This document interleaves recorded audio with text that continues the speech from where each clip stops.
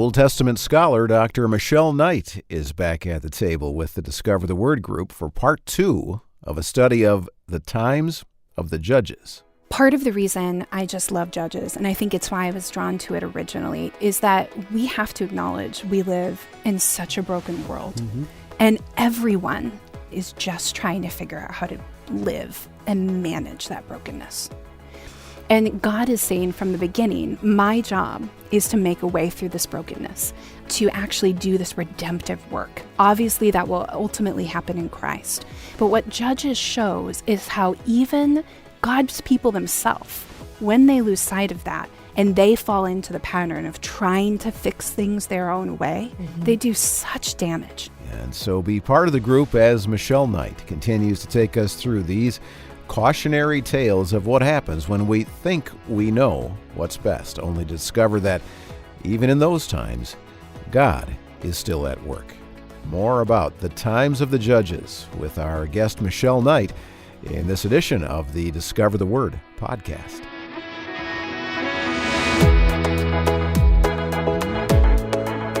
And welcome to Discover the Word and another hour or so of Bible engagement from Our Daily Bread Ministries. And as I said, this is part 2 of our visit with Dr. Michelle Knight. And Michelle is an Old Testament scholar and professor at Trinity Evangelical Divinity School in the Chicago area. She specializes in the Joshua and Judges section of the First Testament. She's working on a commentary on that period, and she just recently had a book published called The Prophet's Anthem that focuses on the story of Deborah and Barak and their role in the narrative of the book of Judges. And we have found it so helpful to have her at the table with Bill Crowder and Vivian Mabuni and Daniel Ryan Day to give depth to these conversations about what can be a difficult part of the Old Testament, raising a lot of questions about the people and about God. But it was helpful in part 1 for her to remind us that this isn't only a record of how people got so messed up and broken. It's primarily about God making himself known. And so we left off at the end of part 1 in the story of Deborah and Barak. And we'll pick up there after Daniel asks for some clarification about why we call this the book of Judges. Michelle, thank you for a great first week diving into Judges. It's been really good. But even just saying that name, diving into Judges, when we look at all of these stories that especially the ones we've looked at so far, and I think the ones that are coming, I don't see any like black robes or people sitting on a bench making decisions about what the law says about this person and whether they should go to jail or not. So I'm wondering if Judges is even a helpful term or where it comes from, or why do we even call it Judges when it doesn't seem like we're seeing any judges? No, this is the right question to ask. We get Judges here, and that title comes here because in Deuteronomy 16, we see judges appointed. Okay. What's interesting is in Deuteronomy 16, when God sets up judges, they sound a little bit more like the judges we're all thinking about, because it's telling them they shouldn't pervert justice and they shouldn't accept bribes. So that sounds like what we would expect. And that was one of the roles of the kings once they got the kings. That's right. They took over that judgment function, though there were still some judges, but you're right. God describes them as those who judge his people. Yeah. What we see both in the judges within the book of Judges and the judges as they're set up in Deuteronomy is these people are decision makers. It's important to recognize the law that was given to the people in the Old Testament doesn't have clarity for every single thing they need to do. Just like the epistles in the New Testament don't anticipate every problem we have. So there had to be people on the ground who could kind of reason theologically and could make sure that as people were deciding, especially when punishments were being handed out, they were there to decide how that needed to happen.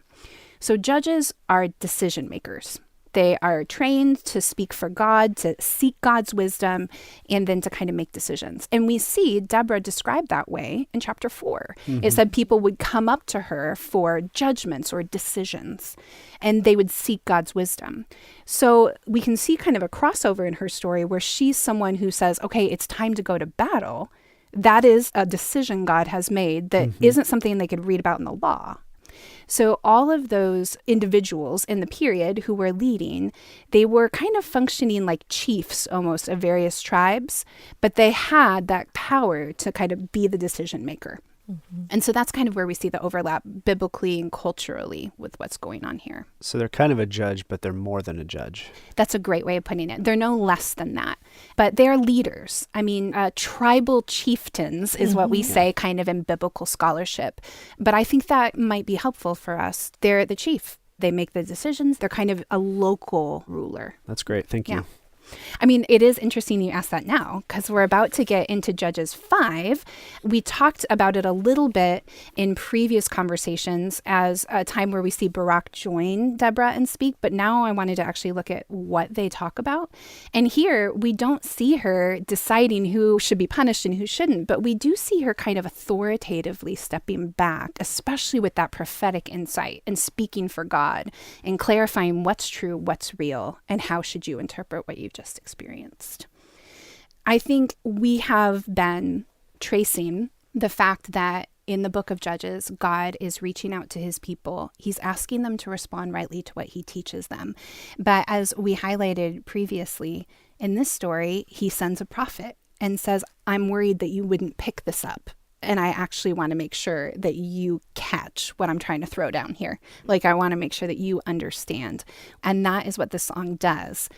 And maybe most importantly, the way she does it is she says, y'all know what God has done for previous generations. She doesn't say this. This is Michelle's paraphrase. She says, you know what God has done in previous generations. I want to make sure you connect the fact that God is doing the exact same kind of work for this generation. The book of Judges began with a group of people who didn't know God, the Lord, or what he had done for Israel. Right. And so she says, not only do I want to remind you that God's did something recently, but I want to remind you that it's actually a lot like what the Exodus generation saw. Could I have somebody for now look at Judges 5, verse 4, and read verses 4 and 5? I'll take that. Lord, when you came from Seir, when you marched from the fields of Edom, the earth trembled, the skies poured rain, and the clouds poured water. The mountains melted before the Lord, even Sinai before the Lord, the God of Israel. Did you catch that it mentioned Mount Sinai here? Mm-hmm. What do we associate Sinai with? The 10 Commandments. That's right. Yeah. And it's that experience in the book of Exodus where the people have come before God and he's explained to them what their job is. He's given them the 10 Commandments. And he shows up in a thunderstorm at Sinai. This massive, we call it a fire and lightning. That's right. It was terrifying. And yes. So here, when Deborah is describing the God that fights for them, she starts at Sinai. Mm-hmm. She says, you stride forth from Seir. Seir and Edom are both located to the south of where they are. They're in the direction of Sinai. So even as she say, you're the God who marches forth from Seir, she's using military language. He's marching to battle from the south, and you are shaking the cosmos. The earth is shaking. The heavens are pouring down, so you're bringing a storm with you. The mountains are either melting or quaking before this God that you associate with Sinai. And this God is the God of Israel. So she starts her whole song by saying, this is your Exodus God. This is that Sinai God. But the parallels don't stop there. There's more. Let's look at 5, verses 19 through 22. Could someone else read that? Judges 5, verse 19. The kings came out and fought, then fought the kings of Canaan. At Tanakh, near the waters of Megiddo, they took no plunder in silver. The stars fought from heaven, from their courses they fought against Sisera. The torrent of Kishon swept them away, the ancient torrent, the torrent Kishon. O my soul, march on with strength. Then the horse's hooves beat from the dashing of his valiant steeds. Excellent. Thank you so much. So at this point, we have this picture of the kings of Canaan. So Jabin, Sisera, and whatever forces are allied with them. They come to the waters at Megiddo. We are instantly told they took no silver. And by the way, that's there because in Judges 2, it says that the Canaanites are constantly plundering the Israelites. So this is a reminder that the modus operandi of the Canaanites is not permitted in this battle. That's how decisive the victory was. But look at how it's described. From the heavens, the stars fought. So this is instantly pictured as a divine, miraculous victory. Cosmic. Exactly. It's cosmic. And beyond that, the river Kishon swept them away, the age-old river, the river Kishon. Here's what I want to be clear about. My favorite professor, Lawson Younger, always joked about how the Kishon is a brook. It's a wadi, if you are familiar with like more geographical terms. It's a bubbling brook most of the year. That's the way he describes it.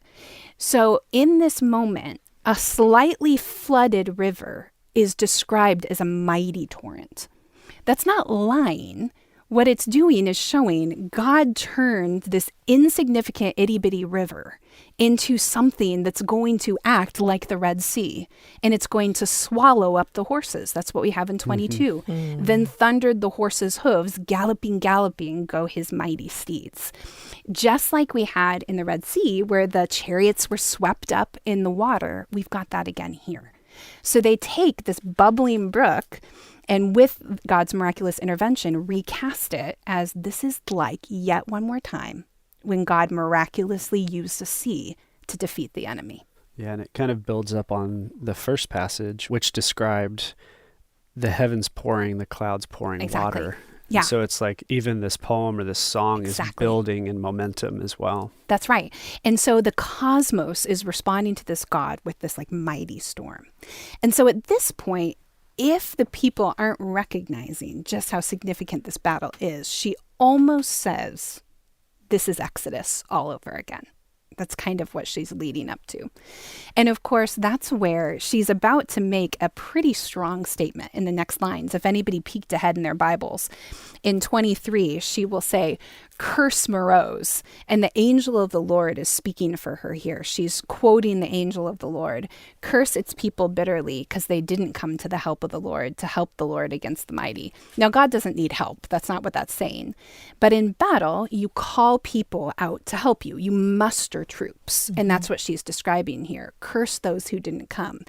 It follows right on that description because the idea of if the God who shakes the cosmos and turns a bubbling brook into a mighty torrent calls you to battle, what kind of hard-heartedness, what kind of deep-seated either ignorance or rebellion is going to lead you to not respond? And I think, considering the fact that a prophet's explaining this, she seems to be indicting a little bit that you had enough revelation to know how to respond rightly. How could you not come? Yeah, and I think the point that you made, Michelle, that God didn't need them in order to win is underlined in the fact that in the very next verse, they start talking about Jael, who won the battle. Exactly. As you described her as the civilian housewife. That's right. Well, and that is a nice kind of counter case to what we have with Meroz here. Curse Meroz, says the angel of the Lord, but in 24, Jael is blessed. Yeah. Blessing and cursing here is about who comes when God calls. Now, we know from the story, it's not like it says she was devoted to Yahweh and that's why she came. But at least at a certain level, she acted in battle and these other people did not. And so she's blessed, most blessed, just like Mary, actually. We can talk about that another time. But that language is used of Mary in the New Testament. She's part of what God's doing in his redemptive work. And so the whole story, by casting this in terms of the Exodus, it's highlighting the fact that God is the one doing the fighting. It's highlighting the fact that he can turn bubbling brooks into mighty torrents. He can turn civilians into warriors. And if all of that's true, Israel, who at this point is war-torn, they're exhausted, they're hungry, and like hopelessly occupied by a military force that they think they can't beat. If God can work with all of those forces the way he has throughout history, you have absolutely no reason not to respond in faith and excitement and willingness, which is exactly how she ends the song. In verse 31, she says, "So may all of your enemies perish, Lord, but may those who love you be like the sun when it rises in its strength. If you love this God, and if you are covenantly committed to this God, you go forth like the sunrise.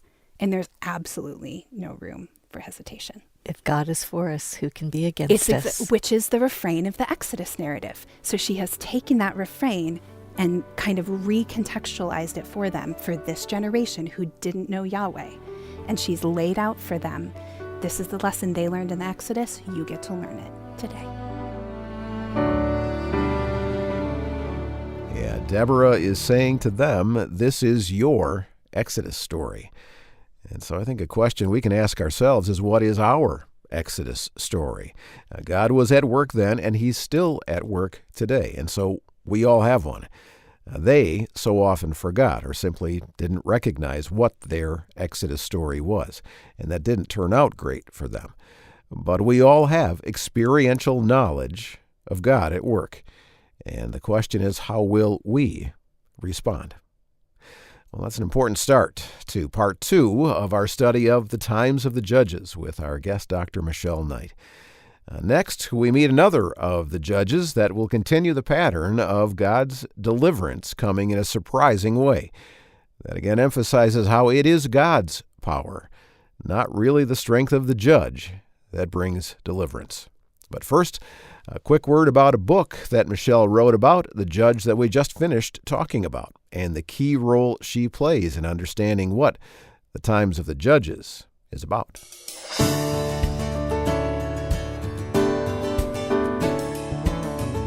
And so as we study the book of Judges with Old Testament scholar Dr. Michelle Knight, I want to remind you of her book, The Prophet's Anthem, the song of Deborah and Barak in the narrative of Judges. Now, we spent quite a bit of time in the middle of this study on the story of Deborah, the prophet and judge who, along with military leader Barak, were part of God's provision of deliverance from their oppressor. And they are credited with a song that celebrated how God worked on their behalf. And that song, as Michelle believes, is a key part of the message of the entire book of Judges. And so she wrote this book that also included sections about the form and the content of Judges and that narrative cycle that we see repeated over and over. One of the reviews of the Prophet's Anthem by a fellow Old Testament professor states, anyone who needs help making sense of the biblical book of Judges must read this book. I hope you'll check it out by searching online for The Prophet's Anthem by Michelle Knight. Published by Baylor University Press, a number of online booksellers will have it available. The Prophet's Anthem by Michelle Knight. Now, psychologists tell us that knowledge not only has a learning curve, but it also has what is called a forgetting curve. Our minds are so often a leaky bucket, and the forgetting curve suggests that we tend to have our memory of new knowledge in just a matter of days or at most weeks. For the most part, we all struggle with remembering. We have a high forgetting rate. We tend to rapidly forget information if we don't use it or make any attempt to retain it. Well, the forgetting curve is a factor in this next part of our study of the times of the Judges. It was something Israel had a problem with, and to be honest, it's a battle in our relationship with God that we're still fighting today.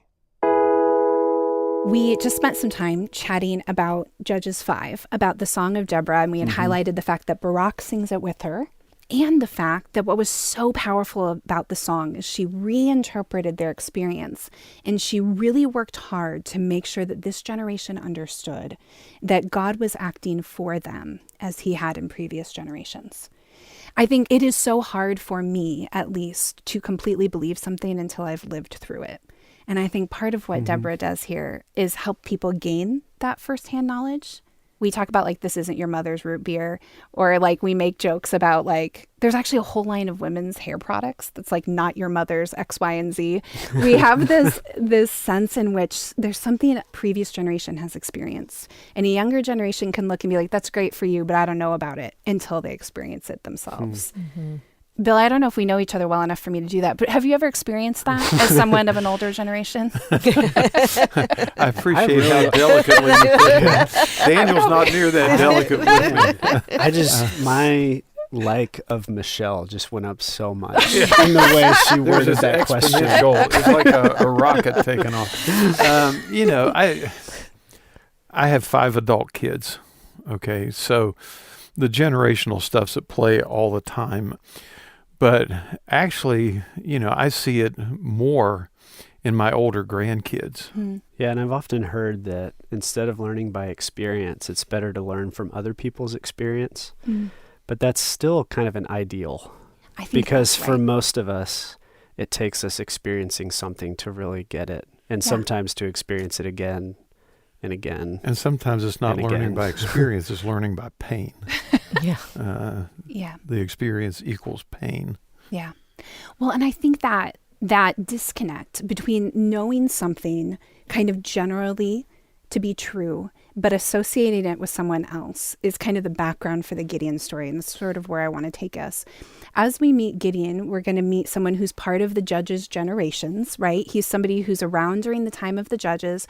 We meet his dad and we kind of find a little bit about his family life. But what we'll see from Gideon is that he will talk about Yahweh, about the God of Israel, like he's somebody else's God. And a key for the story is that Deborah has just kind of proclaimed from the mountaintops, this is the same God who did what he did in the Exodus. Okay, now let me push back on that, because as Daniel pointed out at the end of chapter 5, it says the land was undisturbed for 40 years. So does the Gideon story come 40 years later? Because if it does, she didn't just proclaim it on the mountains. Well, I guess what I would suggest is if a prophet shows up during your lifetime, I suppose what I mean by just is he doesn't have to hearken all the way back to Moses. He doesn't have to hearken all the way back to Joshua. Within his lifetime, we have that. And so the other sense about just is as we're reading the story, even as on the ground this is 40 years, we still have the song ringing in our ears. And I think that effect of this only being a couple verses away helps us to see, on the ground some time had passed, but still within like the broad sweep of the period, which is hundreds. This isn't actually that far away. I mean, we live in a time where our national memory is pretty short. And so we can commiserate and recognize we follow these same patterns. But that doesn't change the fact that technically within their history, this isn't that far away. And he actually lives geographically very close to where the Kishon battle was fought. So he has no excuse not to know about this. And it's another example of where chapters and verses mess us up. Because if we were reading this in a scroll, we would read, and the land had rest 40 years. The Israelites did what was evil in the sight of the Lord, right? So it would be like straight into the next story. That's right.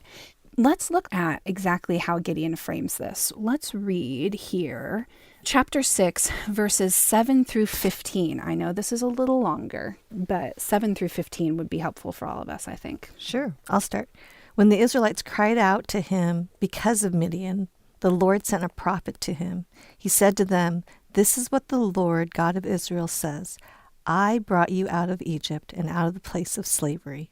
And I delivered you from the hand of the Egyptians, and from the hand of all who oppressed you, and drove them out before you, and gave you their land. And I said to you, I am the Lord your God. You shall not pay reverence to the gods of the Amorites in whose land you live, but you have not given heed to my voice." Verse 11, Then the angel of the Lord came and sat under an oak that was in Ophrah, which belonged to Joash the Abiezrite, as his son Gideon was beating out wheat in the winepress in order to save it from the Midianites. And the angel of the Lord appeared to him and said to him, "The Lord is with you, O valiant warrior." Then Gideon said to him, "O my Lord, if the Lord is with us, why then has all this happened to us? And where are all his miracles which our fathers told us about, saying, Did not the Lord bring us up from Egypt? But now the Lord has abandoned us and given us into the hand of Midian."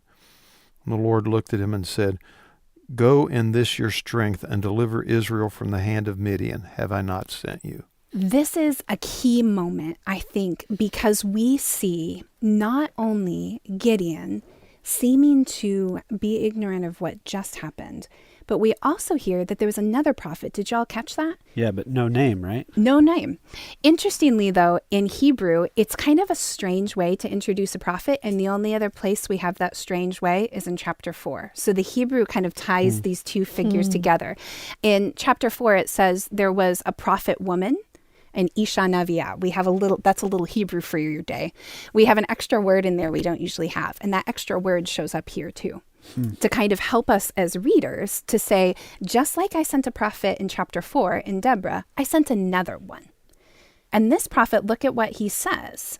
He says, I brought you up out of Egypt. His very first statement is, I brought you up out of Egypt. And he is not speaking to another generation. He's speaking to the people right there suffering from the Midianites. He's reminding them this is their God and their history too. I rescued you from the hand of the Egyptians. But then he keeps going. And he says, and I delivered you from the hand of all your oppressors, not just the Egyptians, but all these other people who have come after them. So this prophet does what Deborah just did and says that trajectory has continued for you. I drove them out before you and I gave you their land. So she points to the Joshua time and the time they're experiencing and said, I'm the Lord your God, don't worship, but you haven't listened. And that part about worshiping other gods, we haven't really talked about that in Judges. But what God is calling the people away from is worshiping these gods that require things like child sacrifice and very evil things that come with culture. And as we talk about when we're in proximity to bad things, it often becomes a part of us. And so there also is this invitation within Joshua, within Judges, of God inviting the people to be a different kind of people. I am not a God that requires things like child sacrifice. That's exactly right. And so in that little line, you shall not pay reverence to the gods of the Amorites. In that time, in that place, hearing those words would be, I'm not a God that requires things like child sacrifice. That's right. And that'll come up especially in a couple stories where we're going to see an Israelite sacrifice a child. But here, he is absolutely saying there are all of these other would-be gods, people claiming to be gods or claiming they have gods. And their ways are just inherently different than how I created this cosmos to function. It is completely counter to the ways that I have entrusted to you. And so here, God says all of this to him. So now Gideon has heard from 2 different prophets, all of this. And look at what he says in verse 13. Pardon me, my Lord, Gideon replied.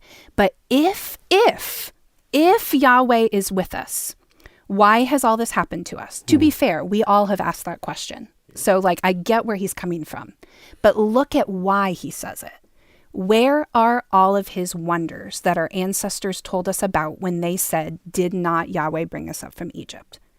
But now the Lord has abandoned us. So he can't see beyond his current oppression. And I mean, I get it. People in oppression, it is all encompassing. It is hard to see beyond that intense suffering. But what we get from Gideon is he has had revelation after revelation after revelation. And all he can say is, where are your wonders? And we have seen wonders. The whole book of Judges so far has proved to us that God continues to do wonders for this generation. And so what that helps us to contextualize, as we as readers can easily look at these stories and say, look at all of God's mighty work. How is it that they're not responding? Gideon's story kind of humanizes this for us because we have this guy saying, yeah, but we're suffering now. So what has God done for us recently? Yeah, and the way God invites that throughout the scriptures, whether it's lament psalms or the book of Lamentations or here with Gideon. Yes. God invites his people. He's okay with them looking at him and saying, well, where are you now? I heard you were like that in the past. That's but right. Where are you now? Even as this shows an ignorance on his part, God doesn't write him off at this point. Right. Instead, for the whole chapter, he just gives him more and more clarity. Right. He's going to actually send an angel to have conversations with him. He's going to allow Gideon to test him at multiple points. He's going to give a dream that explains he's going to win this battle. And then when he finally sends Gideon to battle, he's going to whittle his army down to 300 men just to prove it. Yes. And so what I love about this story is, on the one hand, it's a very relatable moment when we can sit back and kind of say, what is God doing to save? And we're missing all of the saving, redemptive work he's doing around us. But at the same point, this isn't a God who just writes Gideon off. Instead, he absolutely chases him. Now, the story ends with Gideon erecting an idol, and we'll talk about that. And God definitely, he's not going to let him off the hook. Like, God showed up and made sure that he had everything he needed to be faithful, and Gideon decides not to be. But I guess I'm encouraged by Gideon looking quite a bit like all of us and being someone that God revealed himself to over and over again. But Gideon reminds us, man, we have to heed that revelation. Yeah, it's okay to ask hard questions of God in moments of pain and suffering, because God is a God that listens when we cry out to him. And that's where we are in the story so far. That's right. So right now we can kind of just say, it's okay to ask. God will meet you there. Mm-hmm. Well, and even when the angel of the Lord introduces himself to Gideon, he begins by saying, the Lord is with you. That's right. Mm. And then everything Gideon says is like, no, he isn't, but he is. He is. Yeah. How is God with us? And he's going to prove that he's with us.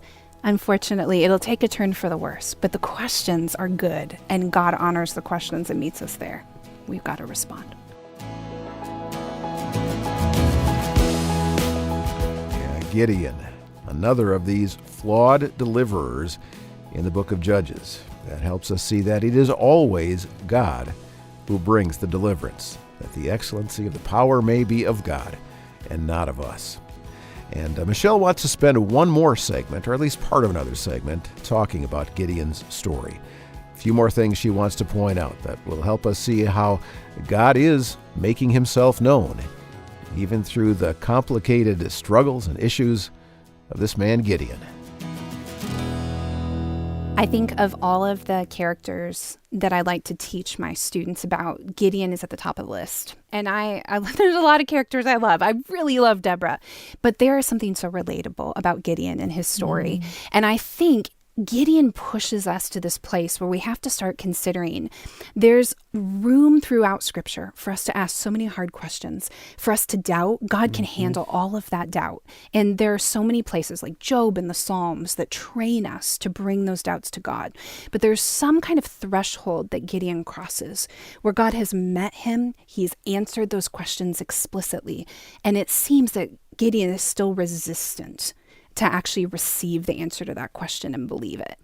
And in Gideon, I meet someone so much like myself. I mean, he struggles from imposter syndrome. He, on the one hand, is trying to tear down idols, and he knows that's important at the beginning of his story, but he's also really nervous about what the town will think of him. Right. When he goes to battle, we see him fighting for Yahweh, fighting for the Lord, but then all of a sudden, every now and again, also these kind of petty vengeance quests on the side.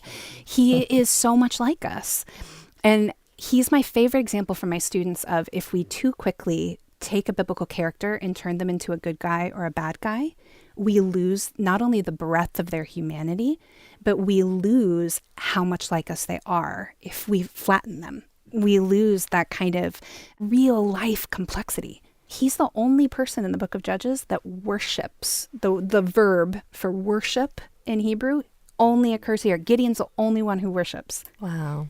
But he also erects an altar that becomes a rival to Yahweh. Yeah. You know what that immediately reminds me of is the leaders in the faith that have stumbled at different times. And sometimes we make their whole life about the stumble. Yeah. And we forget that actually they were really meaningful in the development of my faith and my understanding of God and stuff like that. Because there's been a few of those that I've really struggled with just wanting to throw away anything I've ever heard from that person.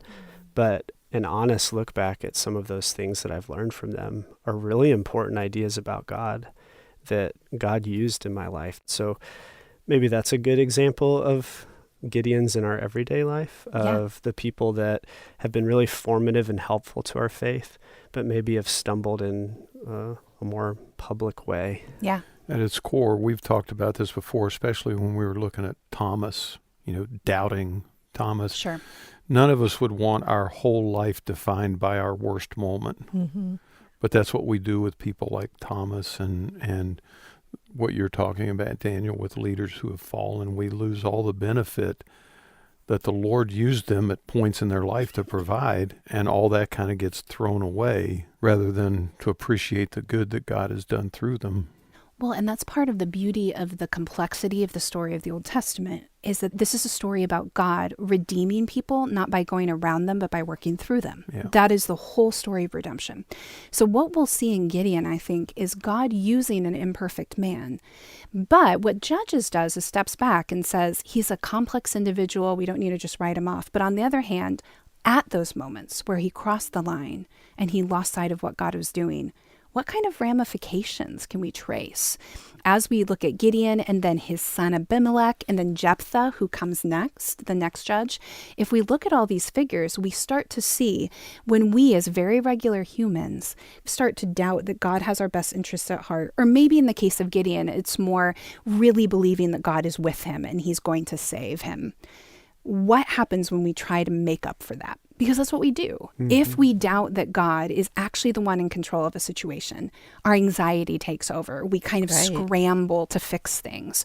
And in some ways, the rest of the book of Judges is stories about humans scrambling to fix the brokenness around them on their own terms. And we kind of start to watch how these very regular people unravel the good God is doing. I mean, we can't actually get in the way of God's redemptive work, but he allows them a certain measure of disruption. And in that, we see disastrous repercussions. And I think that's a helpful warning to all of us, that in those moments, it's not just about whether I'm forgiven. God will forgive us, but what damage do I cause when I decide to ignore what God is trying to teach me? And that's kind of the sobering truth that I think Gideon and especially Abimelech draw to the fore. Let's turn to chapter 8, verses 22 through 27. This is kind of the end of Gideon's story. And it's helpful to remember that Gideon's whole story starts after God has convinced him he's going to do something through him. The very first thing Gideon does is tear down an idol. And what we're about to read is at the end of Gideon's story, his lasting legacy is that he builds a new one.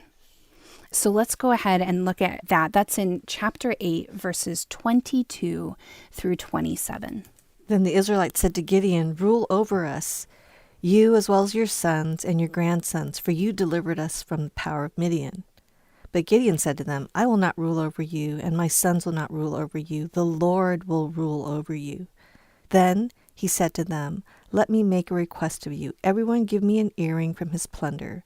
Now the enemy had gold earrings because they were Ishmaelites. "We will willingly give them," they answered. So they spread a garment, and each threw into it an earring he had taken as booty.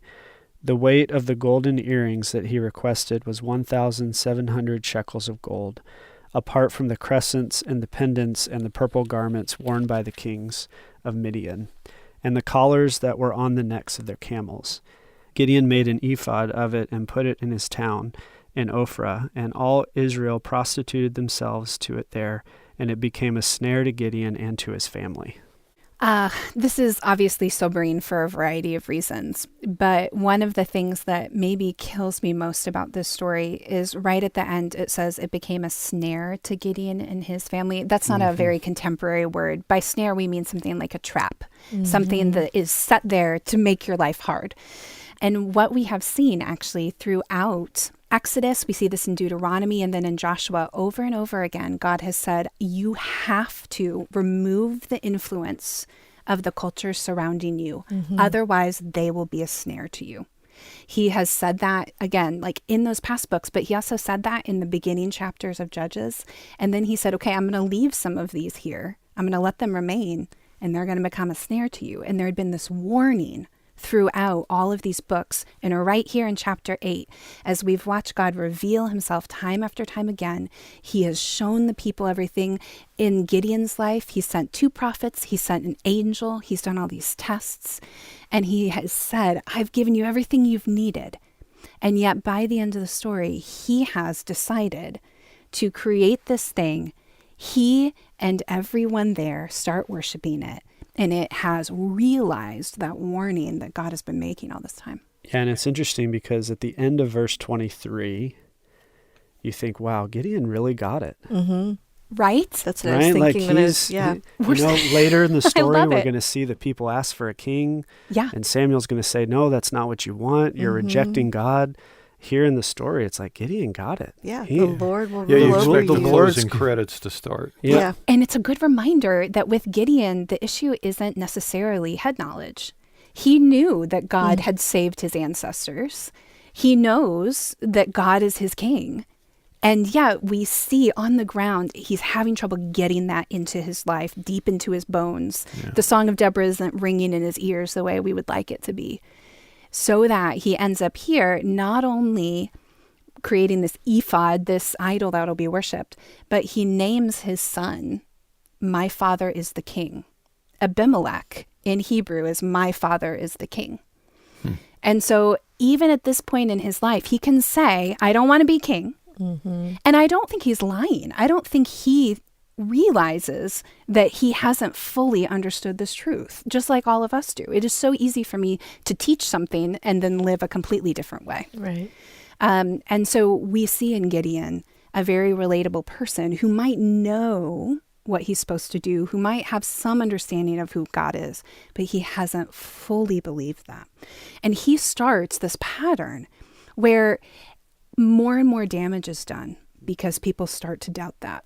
He believes God is with him, but by the time he's going to battle, the people will actually yell for the Lord and for Gideon. For the Lord and for Gideon. Gideon becomes a more and more central figure in the battle, to the extent where, in chapter 8, he's no longer just going to battle to finish off what God asks him to do. He's got these petty vengeance side quests where he's going to battle to kind of suit his own ego. Yeah. And it starts to build one of the themes of Judges, which is the end is going to end with there was no king in Israel. And so it's kind of building the argument, the need for a king. Yeah. So that's what we see is like more and more of these judges are taking on the characteristics of what will ultimately be the downfall of Israel altogether. That's right. It's interesting that the Israelites were the ones that said to rule over us, but they said, for you delivered us from the power of Midian. Good. You caught that. That was really good. So by the time the people get there, they have dropped off. It's not the Lord and Gideon. No. It's just Gideon. Right. So Gideon has become their savior, and they're worshiping something he has built. And we see this kind of idea that maybe a human can do all of what God has done. What we'll see in the monarchy is that God uses the kings and he decides to rule through them. But this ancient Near Eastern way of doing kingship is this kind of all consolidated power. And that's just not something God ever wanted a human to have. Well, that is not something a human is equipped to be able to handle. That's right. A human can't do it. That's right. And so the best kings are those who defer to the authority of God. And by the time we get to Abimelech, he's going to wreak havoc on the countryside. He'll kill tons of Israelites. With Gideon, and now with his son, we get this inner Israelite violence. This is about just killing each other because they got in each other's way. Yeah, and even the judges themselves, we're seeing them become more and more anti-mentors versus mentors, right? Like the first few kind of are like, okay, maybe these are pretty good folks, right? Yeah. Leading in a good way. But as the story goes, it just, each one continues to stumble and struggle more and more.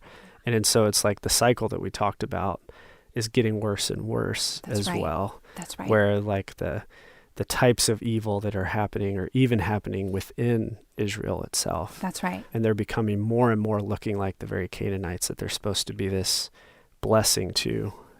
Instead, they're looking more like them. That's right. Somebody said history doesn't repeat itself, but it does rhyme. This event with Gideon rhymes again to the Exodus story with Aaron building a golden calf. Exactly. And he doesn't say, this is one of the gods of Egypt. He says, this is the God who brought you out of Egypt. He's doing exactly what God had told him not to do by making a graven image so that they would worship falsely. Yeah. I mean, the next story of Jephthah, the kind of key punchline for the Jephthah narrative is that he is going to speak for this God. He's going to go to battle.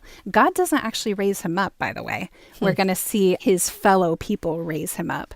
But by the end of the story, he has sacrificed his daughter, which is one of the key and clearest prohibition in all of Israelite law, that you don't act like the other nations because you don't do child sacrifice. And that he actually thinks he's being faithful, but that's just how confused everyone has gotten to where child sacrifice happens.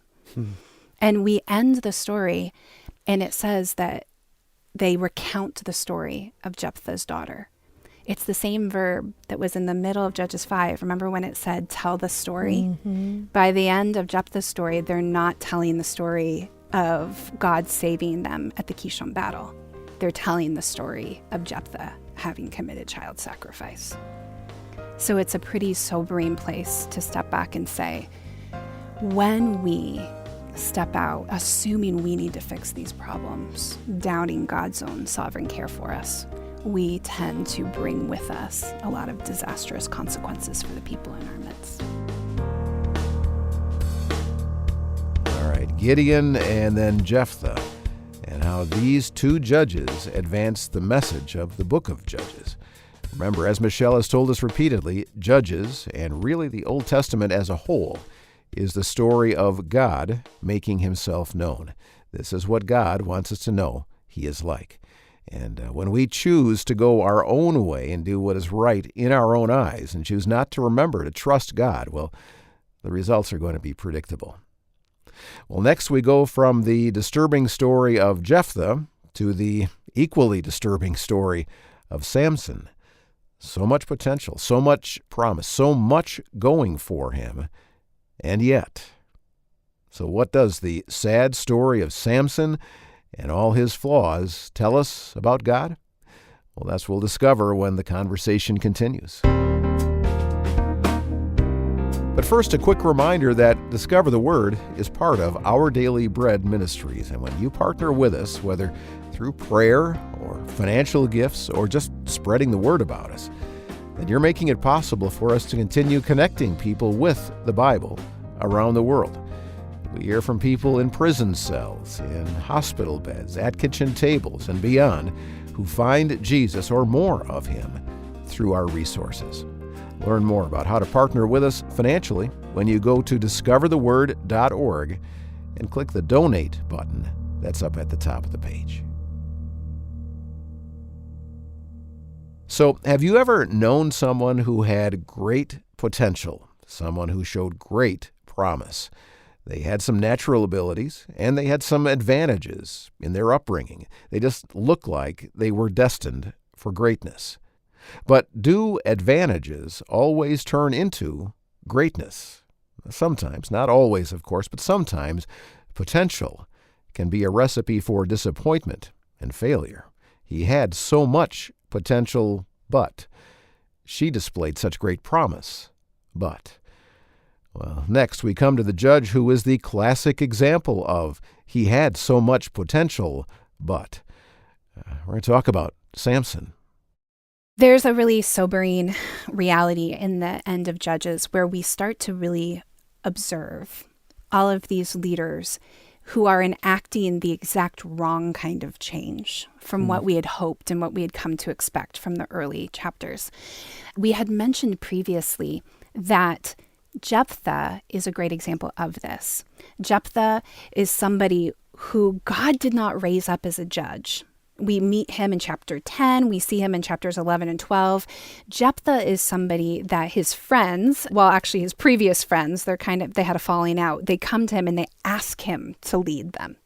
Jephthah says things like, I think, yeah, God will use me. That's fine. And we do see God use him to save. But along the way, even though God uses this flawed character, we see Jephthah so worried that this isn't going to work that he tries to kind of manipulate the situation. And he promises God things that God never asked him to promise.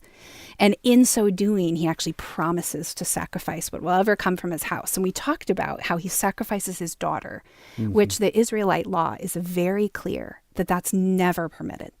And we end up in this story with his legacy not being about the victories he won, not being about what God did through him, but instead, when he departed from God's ways, how painful that was for the people around him. We're going to see those same kind of shifts in Samson's character. Samson is somebody with whom many of us are familiar because his story is just a little better known.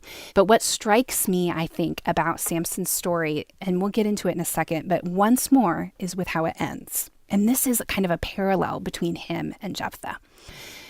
We have talked about the victory song that we had in Judges 5, where in this kind of prophetic moment, Deborah sings a song along with Barak. There's one other victory song in the book of Judges, and it comes at the end of Samson's story. And it's not sung by Israelites. It's sung by their enemies, the Philistines. So at this very end of all of these stories of the Judges, we have this moment where the final victory is sung by the Philistines. Now God will still come right in at the end, and he'll still shift things around a little bit. But the song that's ringing in our ears by the time we get to chapter 16 of Judges is not Deborah's song, but the Philistines' song, which shows just how poorly the people have responded to what God is trying to teach them. Yeah, you've said many times through these conversations, Michelle, that this is how God works through flawed people. And there are few characters in the Old Testament revealed to be more flawed than Samson. I mean, all of us are flawed, and we need to own that. But, I mean, his flaws are written in the Bible for us to talk about thousands of years later, and they're pretty far-reaching in their impact. Yeah, you mentioned with Gideon that sometimes we try to put characters into like good or bad, and then leave them in there. I do think Samson maybe is the easiest in Judges too. Like, he was pretty much just an anti-mentor. Look at all the things Samson did, and then don't do those. Yeah, there are very few, if any, positive characteristics of him. I mean, we have the interesting moment in Hebrews where Hebrews still remembers that in some way he had some real faith in there. And God used him. And God used that. But that doesn't change the fact that the way he's characterized is almost entirely negative. He's presented as a hero with the strength of a superhero, but the character of an anti-hero. Well, and I think what I would love us to see in his story is that even the strongest make bad heroes.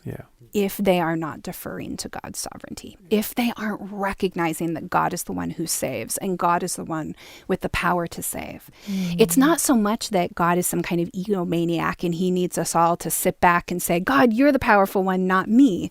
It's more that God desperately desires our thriving. And we thrive and we function in this world the way we're supposed to when we recognize that God can save us and God cares for us and God can preserve us. We are our most human when we recognize how good this God is and we depend on him. And that is what he's trying to teach them. But Samson is the perfect example of someone. He has all of the kind of standard worldly ways of measuring power. And none of the ones that God is trying to reinforce. And what's interesting about Samson is he's the only Nazirite in the Judges that we know of. So he's not only supposed to be a hero, but he's supposed to be like the epitome of faithfulness to God. Because a Nazirite is somebody who takes a voluntary vow to abstain from several kinds of wine. Wine. You don't cut your hair, but it's a vow to show your faithfulness to God. And this is what he is called to from infancy. We had mentioned with Gideon that God kind of goes out of his way to reveal himself way more to Gideon than he had to those previous, at least the way the narrative frames it. That happens yet again with Samson. Samson from infancy is set apart for this. God is going to appear to his parents and reinforce the importance of this Nazirite vow. It's almost like we as humans can say, maybe if God started sooner, maybe this is a parenting problem. We've actually toyed around with how much is this a parenting problem? What's interesting is Judges 13 through 16, the Samson story emphasizes that the parents actually were doing it right.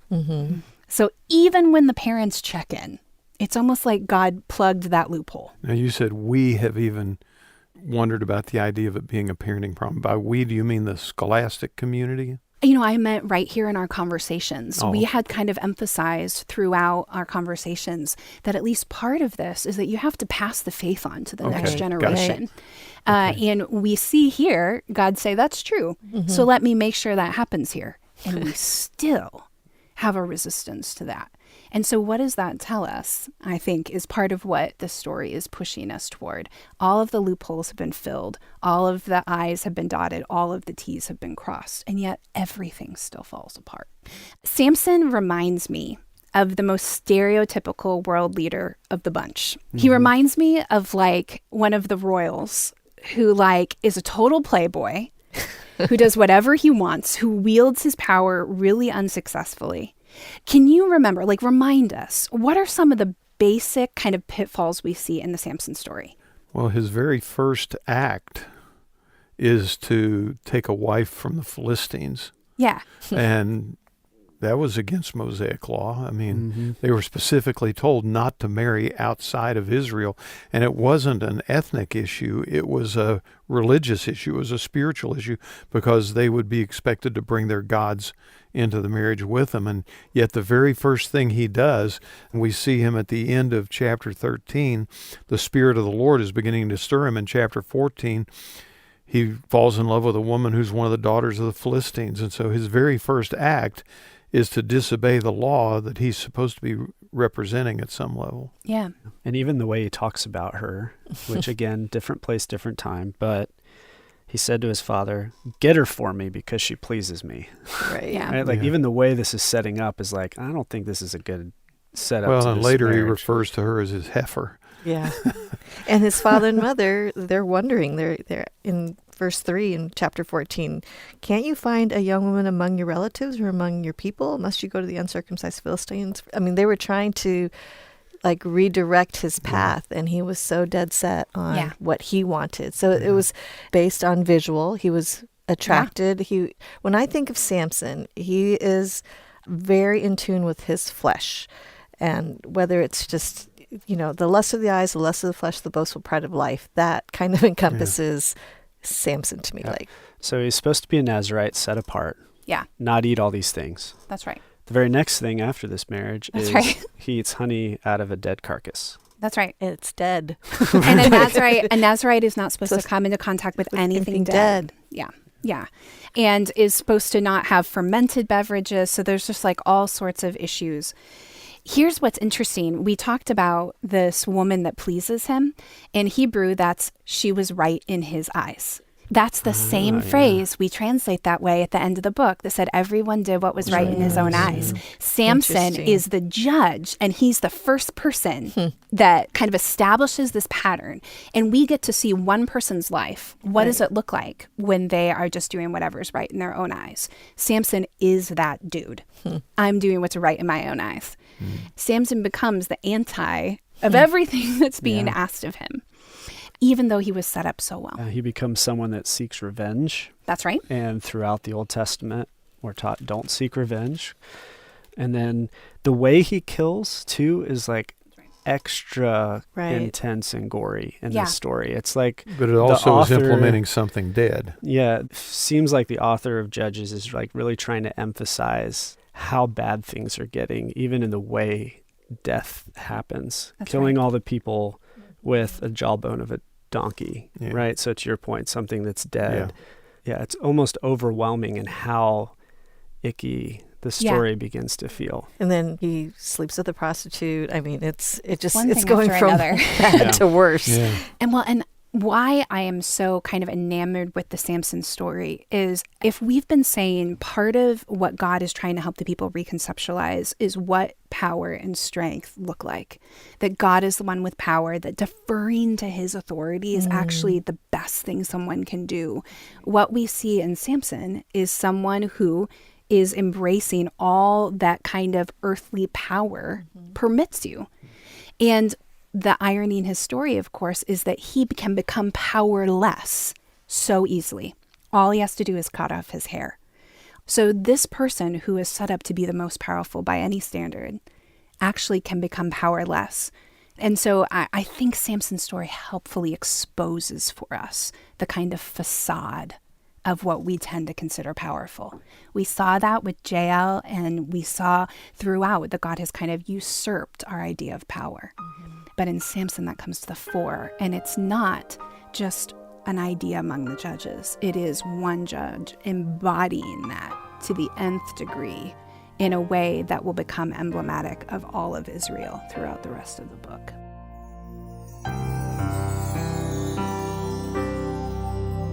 Yeah, the story of the legendary strongman Samson is not a tale about his strength. It's about God's strength. It's never about how strong or how smart we are. It's always about God's strength. That's the theme repeated over and over in the book of Judges, isn't it? Well, we have one more 13-minute segment to spend with our friend Michelle Knight on the times of the Judges. And as we've discovered, this period of Israel's history has not been a tremendously positive one. Cycle after cycle of Israel slipping into unbelief and sin and evil, followed by them experiencing the consequences, followed by God providing deliverance through one of these judges. And so that's caused Daniel, Ryan, Day, and the rest of the group to wonder. So we've talked about this book for 2 weeks. We're at the end. I don't feel like ending it on that note. It's going to be a great way to...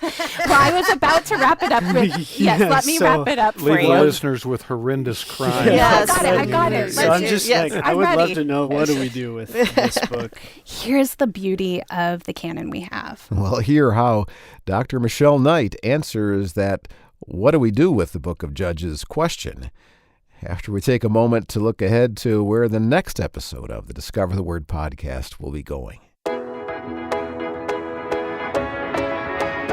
Well, next time we get together, Rasul Berry will be back with the group, and he will be leading Daniel and Vivian and Elisa Morgan in a look at some of the wisdom of the book of Proverbs. Explore what Proverbs are, what they aren't, and what issue Proverbs deals with more than any other book in the Bible. We're going to focus on a topic that Proverbs talks about more than any other book in the Bible, and that is pride.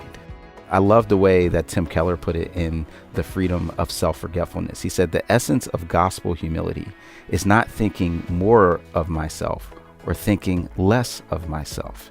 It is thinking of myself less. And this idea of not centering you as the main plot point of the entire universe, right? But putting God in that place and then looking to see, how can I serve others and not just be served? That it is the service that is the antidote to pride. Proverbial wisdom on the next Discover the Word podcast. And now, the conclusion of this two-part study of the times of the Judges with Dr. Michelle Knight.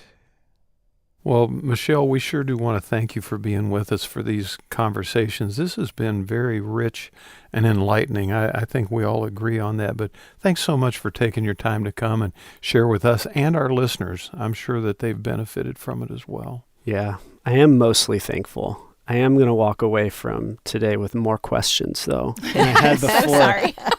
No, you're not. I'm not. Yeah, it's a sorry, not sorry. That's my job. Right. Yeah. Part of the reason I just love Judges, and I think it's why I was drawn to it originally, is that we have to acknowledge we live in such a broken world. And everyone is just trying to figure out how to live and manage that brokenness. We are desperately trying to figure out how to make it in a world that feels so skewed. And God is saying from the beginning, my job is to make a way through this brokenness. I'm going to use a people. I'm going to work in them. I'm going to equip them when they follow that leading to actually do this redemptive work. Obviously, that will ultimately happen in Christ. But the story of the Old Testament is God drawing people into this redemptive work. But what Judges shows is how even the people you'd expect to be best, the leaders of God's people themselves, who have been trained their whole lives or should have been trained their whole lives to see this as their calling, when they lose sight of that and they fall into the pattern of trying to fix things their own way, they do such damage.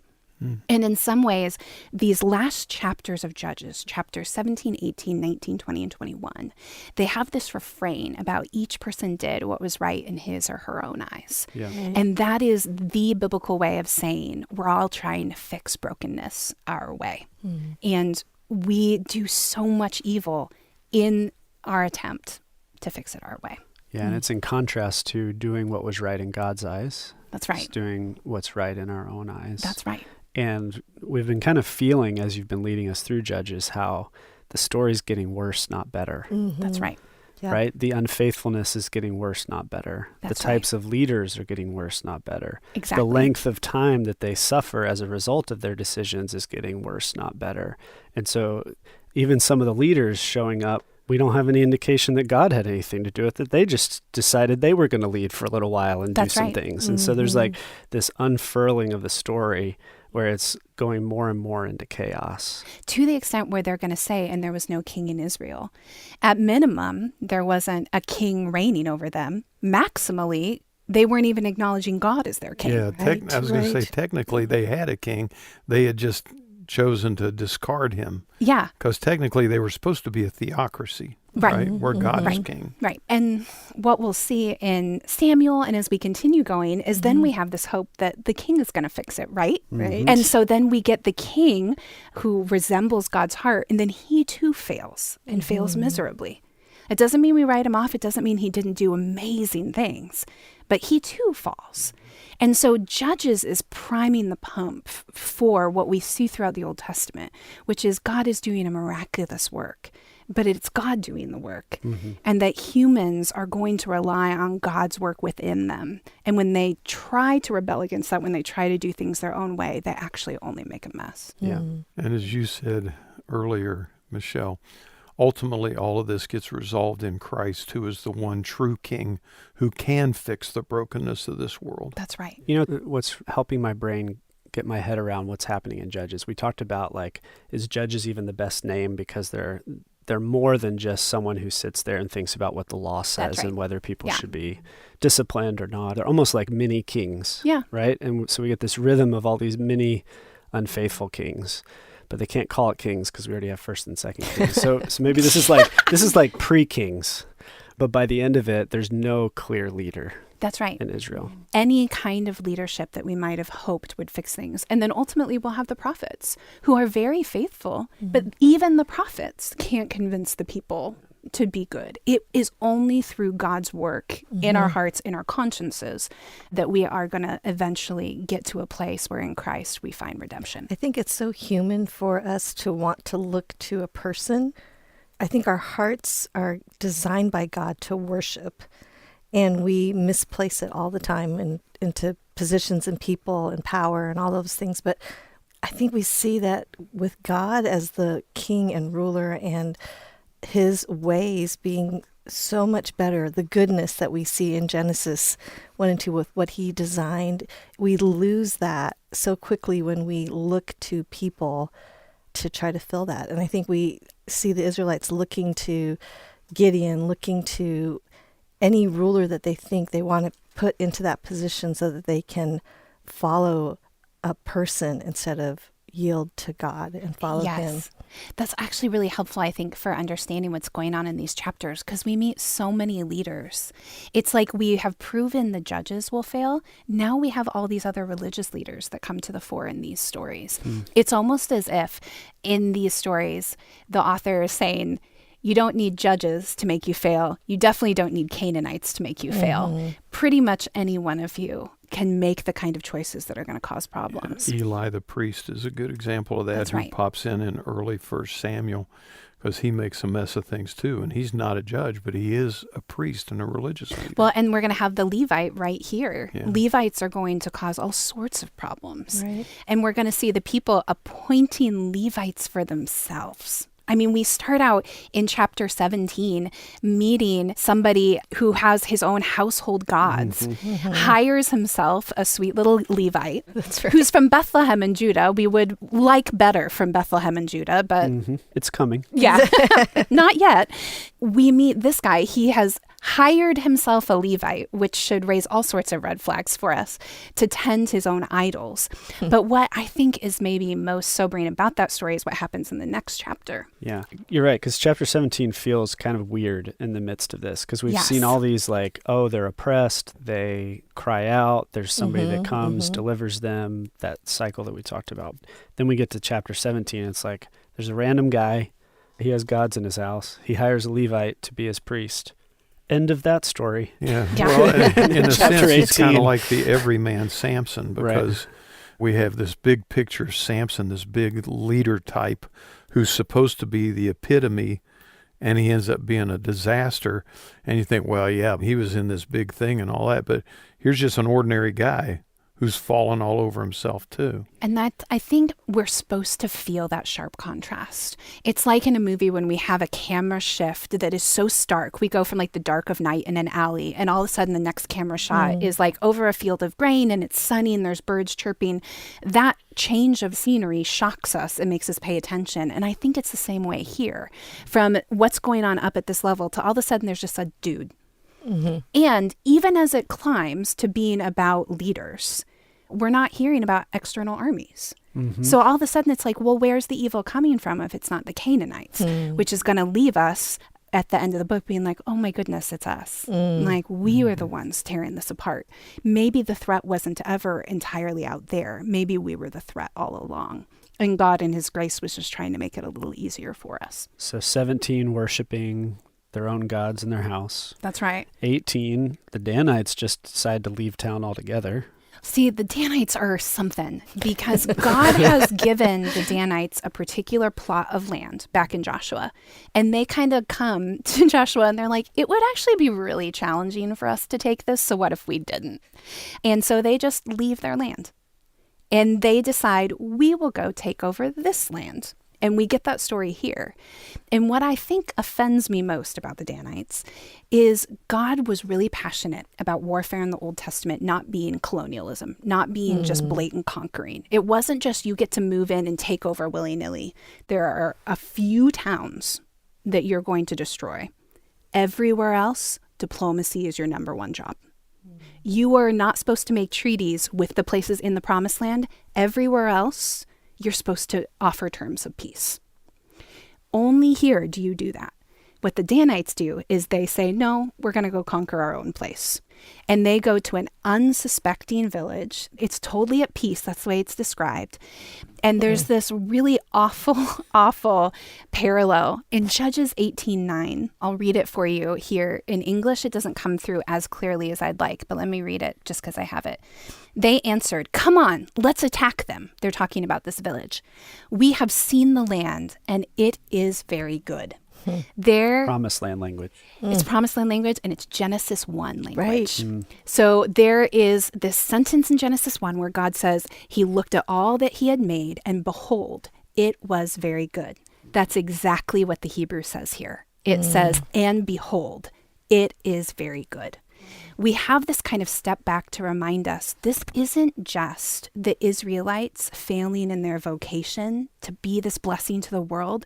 This is them falling in line with all of humanity, calling something good that isn't good, and standing in the place of God and doing things their way. I think that like helpfully contextualizes for us what is so important about this story. It's not just a bunch of people messing up, but it's people trying to define how to operate in the world in a way that actually tears apart the good relationships that God had created. It's like they're struggling to get control. Yes. But the more they try to get control, the more fragmentation takes place. That's right. Well, and that's how these chapters unfold. We're going to see a horrendous crime in Judges 19, where we have a violent assault of a woman. In 20, we're going to see the leaders kind of yell in righteous indignation, how dare you? But then they are going to overcompensate in the way they try to fix the situation, and they're going to almost entirely kill off an entire tribe of Benjamites. Then all of a sudden they panic, and they're like, oh, shoot, we killed off almost all of the Benjamites. And so what they next do is steal a bunch of women so that the Benjamites can repopulate.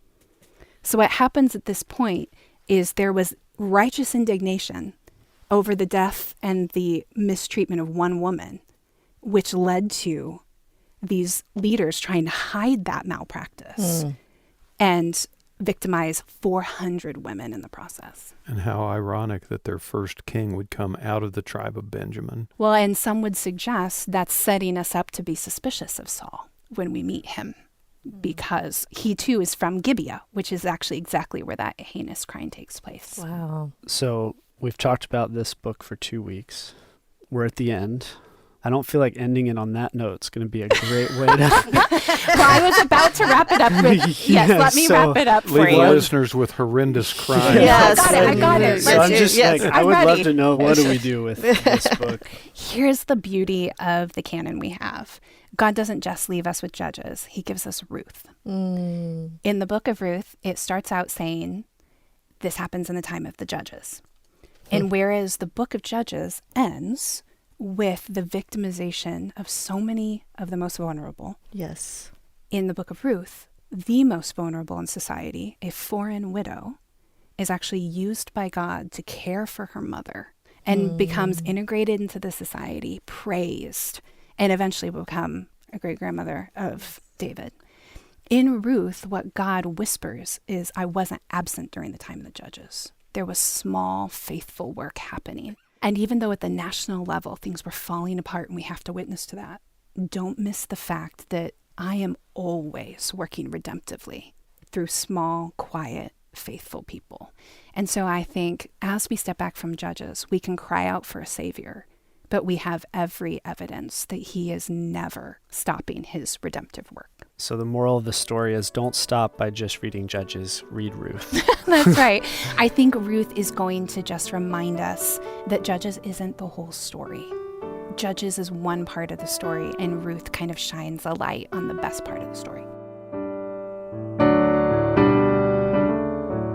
Yeah, even during the darkness of the times of the Judges, the story of Ruth shows us that God is always still at work. He was at work then, and he's at work now. And how we respond matters. Well, Michelle Knight, thanks for joining us and leading us through this study. It was a fun and profitable 2 episodes being together here at the table with you. It's been a great example of how engaging the Scriptures together makes such a difference. Discover the Word is a small group Bible study from Our Daily Bread Ministries in Grand Rapids, Michigan, in which we invite you to walk with us through topics and passages that inform the way we read the Scriptures, that challenge us as we live our lives as followers of Christ, and always point us to discover Jesus in the pages of the Bible. Well, thanks for listening. I'm Brian Hettinga. Discover the Word is provided by Our Daily Bread Ministries, fueling a worldwide Bible engagement movement.